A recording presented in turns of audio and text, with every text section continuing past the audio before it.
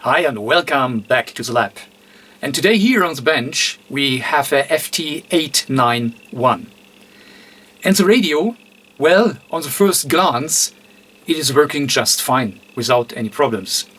But then, after a short while, suddenly the receive function, so RX, is totally gone. So, and you know, that can be a thermal issue, but on the other hand, it can be anything. So, let's have a look what we can do. Alright, and here's our Yaesu FT-891, and as you can see, it is already receiving, so we have an S9 level, so that means we are feeding our radio with -73 dBm. So everything looks fine, and you can hear the tone, right? So everything is fine. And now we simply need to wait that we see the problem, because I've been told it takes a while and then suddenly receive is gone. So therefore we simply have to wait and let's see when we can see the fault. Okay, look here. It is now, let's say, approximately 10 minutes later, and receive is gone. So we are feeding exactly the same signal into the radio, but well, there is a low tone. Now let me see if you can hear it. Yeah. So I hope you can really hear all the noise over, you know, the camera. So signal is really in the noise. Look, and when we go over to the tester, so we see that we only have a very low synod, which is telling us that, you know, there is not much of a good clean signal. So when I now increase here the audio level, you see that the signal here is coming back, but you see our signal, our synod is not improving, even if I increase the audio here. Look here, we are increasing the audio, and you see our synod is not improving. So yes, it is definitely you know, a sensitivity loss, a huge sensitivity loss, which we can see here. Okay, so let's test the following. So we switch off the radio, and well, first it still looks like it could be a thermal problem, but we are not so sure yet. So well, let's try to switch it in again, and let's see. Ah, look here. So our signal is immediately back, and you know that, oh, look here, and it's gone again. Okay, so let's try to switch off, and let's try if the signal is coming back.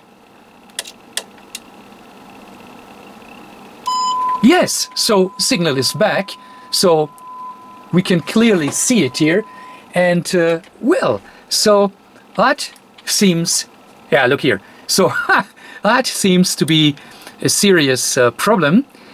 I'm not totally convinced that it is thermal, but well, yes, it could, but you know, normally it always takes a little bit longer to cool down, that the fault then goes away, and then when you switch it on again, it takes normally a little bit longer until, like now, it drops.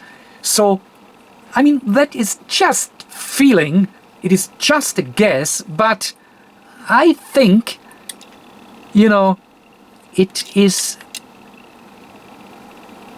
back and gone. Well, yes, it is a little bit odd. Okay, so let's crack open the radio. Let's see if there is something obvious, and then let's try if we can figure something, and then we decide where and how we go ahead. Okay, and we have here our radio open. So okay, here is our internal speaker, which we can take out to get a better overview. Alright, and we are looking here at our main unit, of course, and we'll start here with this KOX cable, where our signal comes from the PA board over to our main board. And then from here it goes to, you know, the whole system here. First we have our, yeah, let me call it, after some filtering of course, we have our first RF amp, which is, let me see if we can display it here. Yes, looks like. So that here is the first radio frequency amplifier here in our chain. And then, you know, it goes through the bandpass filter, which is here under this can. Then under this can we have our first mixer, and you see down here the crystal filters of our IF stage. And then, well, let me see, and well, yes, this here, you know, these little transformers here are also responsible for mixer, so that must be then the second mixer. And yeah, so that seems to be here our mixer IC. Before it goes with, do not exactly know what it is, something about around 470, 450, I don't know, maybe 450, we need to check it later on, before it goes here into these filters here. But as you can see, even with open lid, right, we are losing our signal. So let's try if we can get the signal back after a short while. So let's try right now. No, not really. So I mean, signal is there, but very weak. So maybe it takes a little longer. Okay, so let's give it another try. So it is approximately 3 minutes later. Let's see what we get. Yeah, okay. So you see, yeah, signal is back, and it is very curious. It is very exciting, and I'm curious what really the problem is. So therefore, the first, what we really do, and you see it is Gonski. What we do, we take here freezer spray to, you know, go over some points to see if we can get it back when we use a freezer, right? Okay, and I've now tested 1, 2, 3, 4 points where I sprayed here the freezer spray on. So first it was our first RF transistor, which we already discussed down here, and that was not the problem, so I was not able to get the signal back. The second, what I've done is we have here our first mixer, and we have here the transistors, and no difference, so I was not able to get our signal back. Alright, so I have everything prepared for our first steps. So the first, what I really wanted to know, if we have the local oscillators running while our radio is low sensitivity. So you see we have no S meter signal, but we have our noisy signal, so that is there. And now under these conditions I want to know if our 3 local oscillators are running. So for the frequency, of course, of 14200, that will have an impact on the first LO. The second and the third LO will always be the same. So only the first LO will move back and forth, so how we adjust our frequency. Okay, so I'm down at the test point, but as I said, we need to set the radio into transmit. So that is what I'm doing now here. Let me see. And yes, we get a signal. Let me see, it is 83.65 as far as I can read, and we have 1.6 approximately, 1.6 volt peak. So volt peak is down here, and up there you can see the frequency. So okay, and I'm already on the second LO, and what you see is it is a lower level, so I've adjusted the scope before. So we have 200 millivolt, which is right, and we have approximately 69 megahertz. So that of course is the LO of our second LO oscillator, and that means it is working with our low sensitivity radio. So fine, no problem. Okay, and that is our LO3, and you see it is 426. That's me, I'm not on the test point. So 426 kilohertz, and we have 1.6 volt peak, which is totally fine. So that means we know all our local oscillators are working as expected, and that is not our problem. Okay, time for some considerations. So we have taken some measurements, and now we simply need to think about how we go ahead. So therefore, let's have a look into our block diagram, and well, what we can see here. So that is our J1001. So that is what we have already discussed, and we have here our signal path, and you see here it splits the first time, and we have here so to say the band pass filter, where you know, we have 1.7 up to 56 megahertz, and here it is the frequency below, but that is the signal path of interest, and we know because we have seen that our radio was working. And the question now of course is, where is our problem? And we need to look for our next step, and that is why we go through this here. And if we go along, we see here, so that is here our first RF amp. That is what we have looked at when we looked at the PCB. So that is interesting, of course. And then what we see else, look here. So here is our first LO.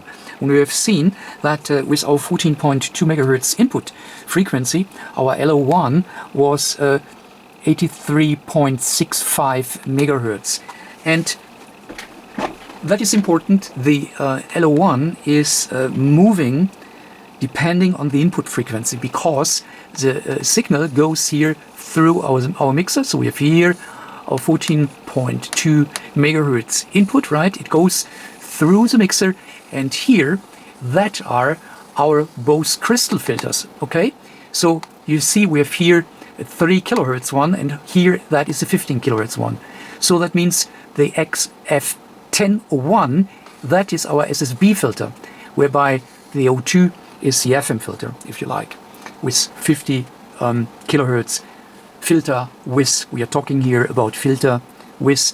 So the frequency, the center frequency of this crystal filters is 69.45. Okay, because that is very simple. We coming here with our 14.2. Okay, and here our first LO we set, and we have seen it on the scope, is 83.64 megahertz. And now we do the math, and then we see if we take here our beating oscillator and minus our input frequency of 14.2, that is then our filter center frequency of 69.45. Okay, and then when we go along here, we are getting over here some switching pin diodes and so forth, and here another IF amp, and then we get here to the second mixer, and we see here our 69 megahertz. Okay, so that was what we have seen, the LO2. That is a fixed frequency of 69 megahertz. Now we are getting here into our mixer with the center frequency of our filter. Okay, and the filter center was 69.45, and our local oscillator is 69. So that means that the output of this mixer is subsequently 450. And look here, that is our first 450 kilohertz filter. And if you remember the output voltage here of our local, our LO2, so to say, we know it is only 200 millivolt peak. So that is lower than our LO1, which was approximately 1.5 volt peak, and it is lower as our LO3, which was again 1.5 something volt peak, right? So our second LO is the lowest voltage, and that is always a point where we can look for the signal, because it is now interesting to see the whole bandwidth, because the issue is, when we are talking about over this mixer here, it is not that here at the output we only see our wanted 450 kilohertz. It is always a mix of many different frequencies, and also the very strong LO1, which comes here from the LO1, of course. That was very strong, and very often we have here at the input of this filter many different frequencies, and of course we're expecting one of these frequencies is of course, or should be of course, our 450 kilohertz. And if it only would be one frequency we have behind a mixer, okay, then we would not need a filter. So the filter is needed because we really have a potpourri of frequencies here at that point. And because our LO2 has a low voltage, that might be an interesting point to look over a wide frequency. And that is something I want to show you, that you get the idea. And because we are, deep in our circuit. So when we start testing here our signals, and when we lose the RX, I mean, when the radio goes low sensitivity, I mean, that is a fault. That suddenly, we all have seen it, the S meter goes down. So that means something happens. So we are losing a signal. And because we have here at this point already some signals, we can watch here what we are really losing. And maybe we are really able to already see what's going on. And that is why we start testing here, okay? Okay, and yes, I have to admit I had prepared here it a little bit for you so that you understand what I mean. So look, we are starting here at 50 kilohertz and we're going up to 85 megahertz. And I've already set here a marker. So the first marker, you can see it here, is our 450 kilohertz. So that is the mixer frequency and we are testing in front of the filter. Remember what I've shown you in the block diagram. And look here, that is interesting. That is marker 2 at 69 megahertz. So that is our LO2. And look here, that here is marker 3, and that is 8365. So that is our LO1. And you see everything is at the input of our 450 kilohertz filter. And look here, so there are some more frequencies, but for us it is now really interesting to see what happens when we are losing our signal, okay? We know that it takes a while, but that is now really I'm curious to see what happens, and if that will then give us already an idea on what's really going on here. I mean, yes, we can observe all our tones here, if you like, individually, but then we do not have the overview. I mean, the downside of this is here that here the frequency, so the measurement is not 100% correct, but since we know where our signals, our tones are, that gives us a nice overview, and it is for you to understand that really at the output of a mixer are always many frequencies. And I think it is really interesting to understand that even the first LO is still seen at, our 450 kilohertz filter. And that is the reason why we need filter, because we do not want the second LO and we do not want the first LO. And we cannot really see here, the signal which comes from our crystal filters. Our crystal filters, remember, had a center frequency of 69.5 9.45 megahertz. So that is right beneath, and I believe that this little peak here down here, so that is most likely the mixer frequency, or that is the let me say what is it? That is the IF. Okay, so the 69.45, and of course that is very low compared to the LO. Okay, now we need to wait, and I stop the video because it simply takes too long until our radio stops receiving. In the moment, you can hear it in the background. It is receiving with S9. So let's wait until the S9 level is gone, and then let's see what our signals look like. Okay, so I hope I can show you now what's happening. Still, we have our 3 signals available, and here, look here. So we have lost our 450 kilohertz signal. So that means most likely, so let me switch it off. Now radio is off, and we wait a moment as we have seen it. Let me switch it on again. And yes, so you see our 450 is back, and that is the level we need for our 450 kilohertz signal. And let's wait what happens. So we know it always takes a moment, and here, dropped. And that means that is the problem.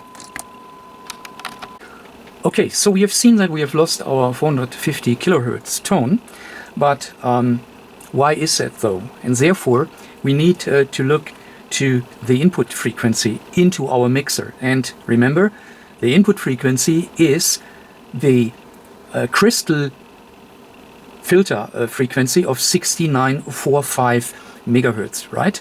So what I've done, I've put the center here of 6945, and I'm testing behind our crystal filter to be sure if the signal is stable behind the filter, even if our radio does not receive any longer. So let me switch it in. And okay, so you can hear in the background, and you see that here is what is coming out of our filter. And you see the signal is relatively small. It is only negative 54. So compared to the local oscillators, of course, right? And that is important to know, because that is the reason why we have not seen this tone beneath our local oscillator in the white.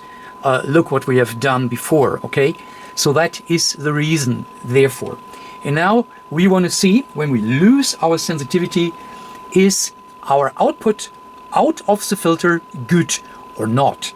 That is important, because if we are losing this signal, our mixer has nothing what it could mix, okay? So there is only the local oscillator frequency, but that here is the input signal to the second mixer. And of course, if we lose it, then the mixer can't work. Oh, hey, look here. We are losing our signal behind our IF filter, the crystal filter. And that is what I've told you. Look, the signal is down at negative 100 dBm, okay? And of course, that is too low for our mixer to be able to test. Not to test, sorry, to mix, okay? So, therefore, where is now our fault? Maybe the filter is the problem. So, let me prepare it and let me go in front of the filter. Okay, and now I'm in front of our FT-891. So that is in front, and radio is still in fault mode, right? And you see we have negative 104 in front of the filter. So that means it is not our crystal filter. So maybe the amplifier or whatnot. That is exciting. Okay, and again, we need to think a little bit what we can do. Okay, let's see what we have done to to see what would be a good logical next step. So remember, we were testing here at the input of our 450 kilohertz filter, and there we have seen that we lost our 450 kilohertz tone. And then we said, okay, when we now go back, what is when we test, you know, here at our, oh sorry, I need to go over a little bit. So what is when we go back and we test at the output of our 3 kilohertz SSB roofing filter here? Okay, so that is the XF 1001. And we have tested right here at the output, and we have seen that with the fold our signal drops to, what was it, negative 100 dBm or so. Then we said, okay, let's see what we have at the input. So maybe we have a problem with our filter. And we have done exactly the same. We recognized that the signal at the input is also around, with fold, around negative 100 dBm. And what was it, with signal around minus 50, I believe. So it was a drop of a minimum 50 dB, right? So that means it is not our filter. And now, okay, we need to go forward because now, okay, we have here the filter, we have here the RF amp, the 1203, so that is what we have also discussed about. But, you know, now we really go to the front. That means we look here at our J1001 because we are feeding in with negative 73 dBm. And let's see what, you know, what do we have here. And then, can you see it? No, not really. Here is our connector, J1001. And let's see if we can see here our minus 73 dBm, what we feed in, and if the fold may already be here. And then we go forward. So I believe that is now the better way. But you see how exciting it can be, and you always need to think about what would be the best next step, what is the logical way to, you know, sort out components, if you like. So what we have done with our second mixer, what we have done with our IF crystal filter, and so we need to sort out components which are definitely fine. And so let's jump right to our start, and that is when we go down here to our board. So here we have our input. So here we get our input, our negative 73 dB, and right beneath there is a testing point, and let's see what it is. And we have, can we see it from here down there? So there is the test clip, so let us take it away, and there we see our RF filter. But we now really go and start here and see what we have, okay? Okay, and I have already prepared everything, and that is very, very interesting here, very exciting. Look here, so our center is 14.2, and you see here a tiny signal. So that is only negative 170 dBm, and we expect to have here our minus 73. So hey, what is that? So we are really now at the input where I have shown it. So there we have to see minus 73 dBm. When I now switch the radio off, hey, what is that? So radio is off. I've switched the radio off. And now we have our negative, yeah, so that is a little impedance difference, or maybe the first filtering, whatever it is. But it is very close to negative 73. So you see, when the radio is switched off, and it is off, I have completely disconnected it. So when we go here over to the power supply, so you see there is no power. When I switch the radio back on, so you see that is a receive ampage of 1.1 amp, right? When I switch it off, let me go over that you really see it. Or maybe I can get in both. So you see that the signal here is very tiny, negative 118, 119. Now I switch the radio off. Look here, boom, and the signal is there. Wow, what is that? Okay, so when we go closer here, once again, here is our test point where we tested it, and we have here our first filtering, and we have there some pin diodes to, you know, switch the direction where the signal have to go. And what we have seen is that our signal is pulled down. So something here in the circuit, or a little bit behind it, up or until to our first amplifier, something is pulling the signal down. And well, yeah, still it is possible that we have a thermal problem. So remember, when we start with this project, I just was only checking the first RF amps and the mixer, which is, where is our mixer? Our mixer is here, so we tested the mixer, and I tested down here our second mixer. That is the first mixer here, and here our second mixer down there. So that is what I have done, and then I said, okay, now it doesn't make sense to work further with the freezer spray, but well, now it might make sense again, because we are narrowing, you know, our problem down, and therefore still it is possible. So let's work here in this area, or maybe a little bit here in this area, or maybe in here in the can. So then we need to take here the lid off, maybe something in the band pass filtering. So everything is possible, but first let us start right at the beginning. Okay, so let's try that we see everything, and now we can work again with our signet. And here on the display we can easily see that our signal is down, so nothing. Also we would expect an S9, so we have seen it before. And you see here that we have a signet of about 70 dB, 17, not 70, 17. And we expect more than 40, let me say more than 40, so that would be normal for this radio. So therefore let's go back in the position that we can see everything.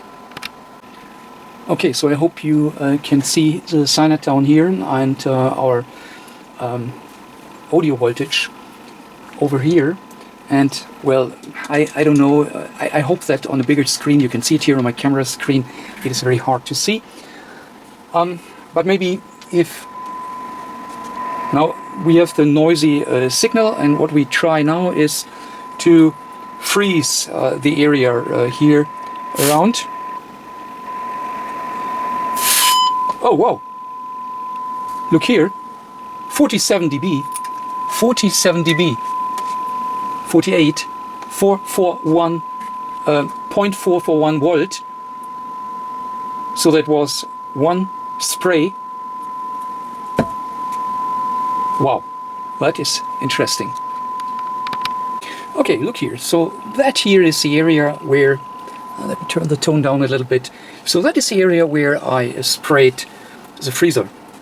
And I have now done it a couple of times off camera, because I was trying to identify where exactly our problem is. And well, I'm not able to spray in that narrow way that I only hit one component, and therefore it is really difficult to find the right component. Anyway, you hear the noisy signal, and again, when I put it somewhere down here, it is directly there.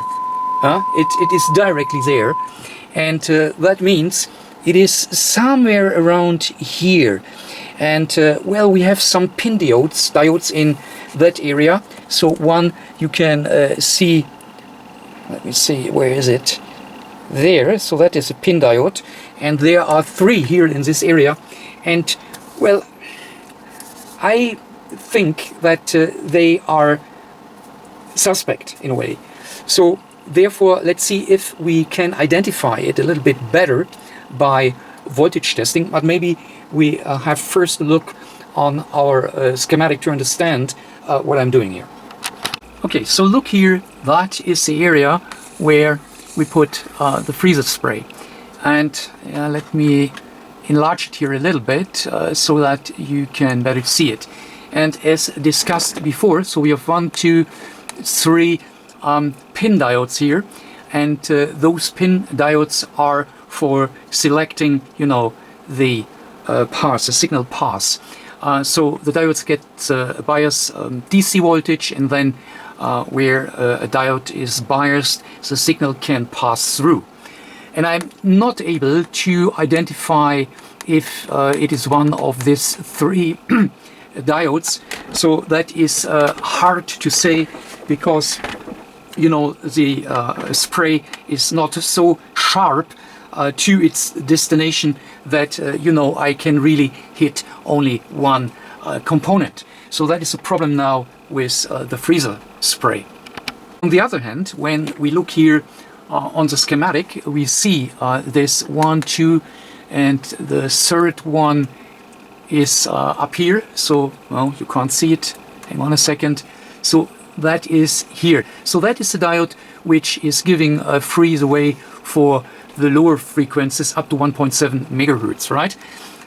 And the R1048 is giving the way for here our filters. So you see here the band filters, all right? And so what we can say right from our schematic here is that this diode here is needed.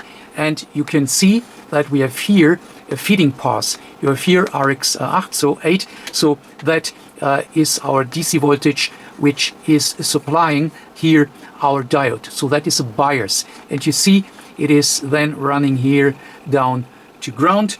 And the signal which comes here over this diode, if it is biased, then you know it is going here to our bandpass filters. Right. Now we know that this is needed, and we need to see here voltage, and we need to see here a voltage drop of approximately 0.7 of a volt, and we should see here, okay, if we see here the drop, so the drop voltage we should see here as well, and we should see the voltage here. But what we should not see is the voltage on the other side, right?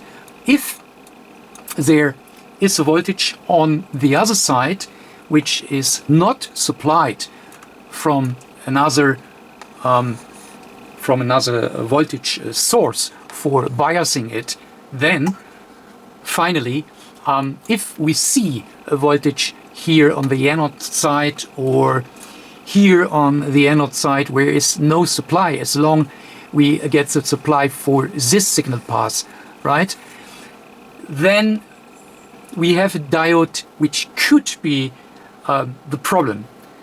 So therefore, let's go down here into the circuit and let's try if we can identify it by voltage testing. Okay, so let's try it this way. So we start at the diode 1008, and that is the one we need, and therefore we should see supply voltage down there. Let me see. Yes, 4 point whatever 00. So that is 4 volt. What we can see here, that is the anode. And now let's look at the cathode of the same diode. And whoops, that is so tiny. 3.2, and that is approximately our, so that is 0.8 of a volt. So that is a normal drop on our diode, very nice.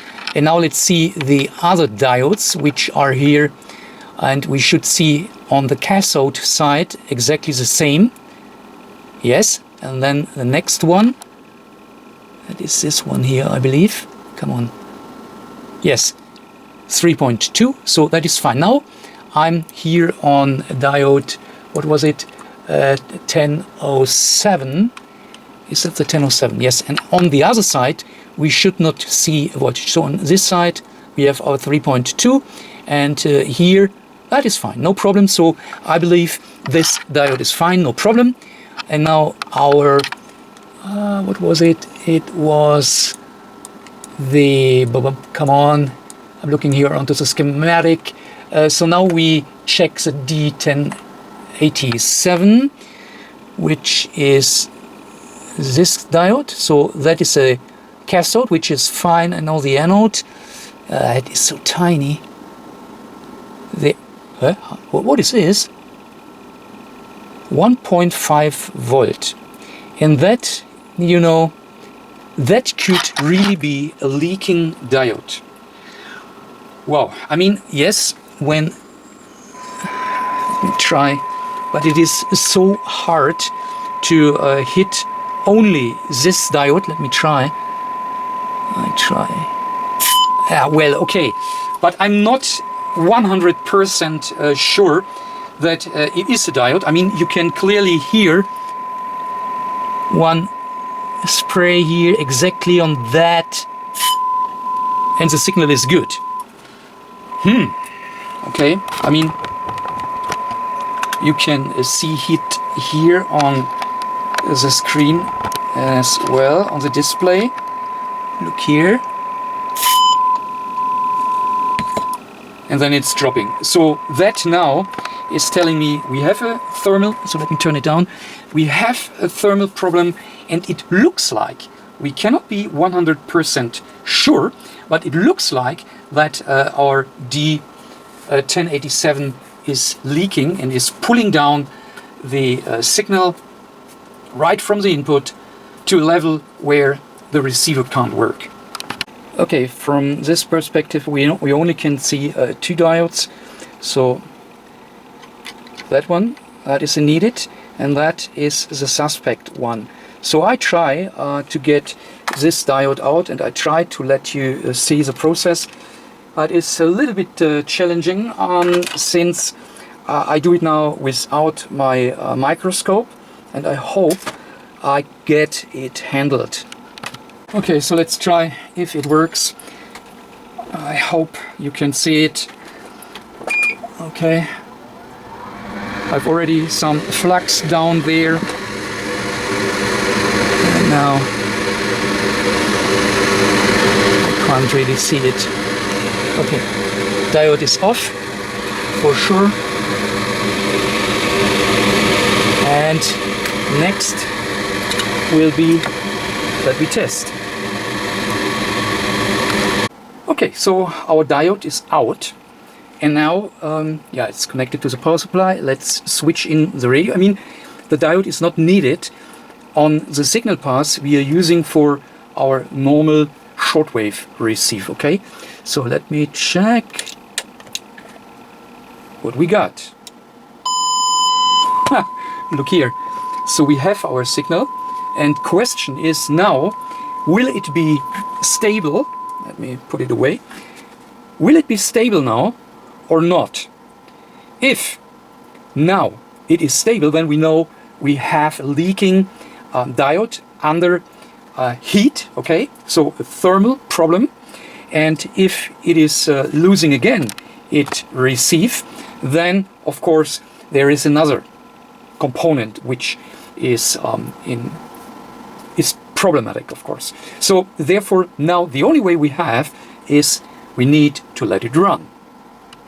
Well, it is still running. It is 5 minutes later. Well, because the diode is out, and it may be that that was a problem, we need now the other way around. We heat it.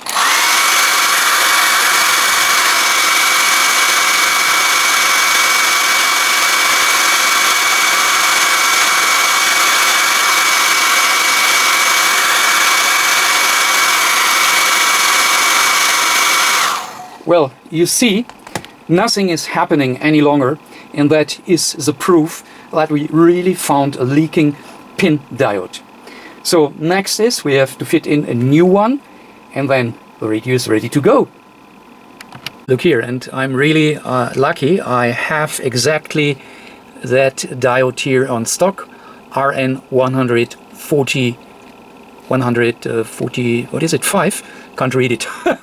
140, no, it is 142 SMT. So that is exactly the pin diode what we need, and I'm lucky enough to have it on stock. Okay, here you can see now our situation through the microscope. So that here is what we call the needed diode. Here is now the free space for the one we have to replace, and here, come on, here you can see that one is a third.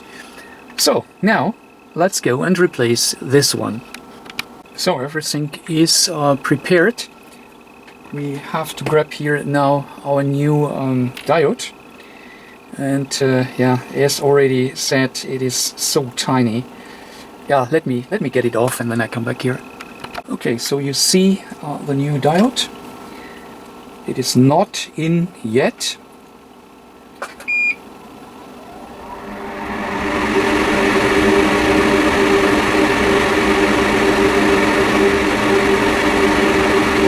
That is fine. So one side is in, and put a little bit flux here to the situation, and then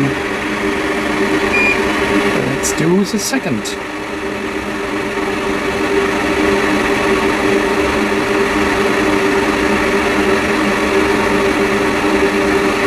There is already a bit more ground plane.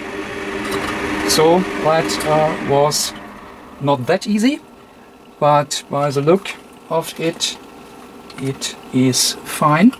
Of course, we need to clean it.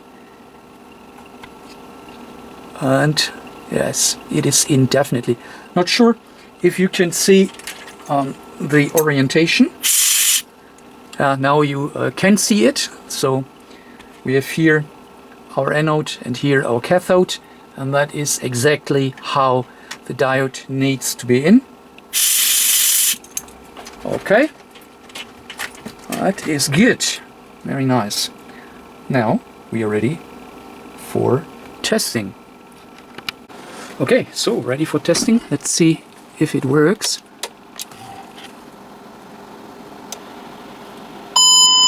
And here we have it. Look here, a nice and clean S9 signal. And let's go over to our tester. Cable is in the way. So we have a nice synod of 47. That is perfect. And well, of course, it is now important to know if it is still good with heat. Okay, so let's start with heating.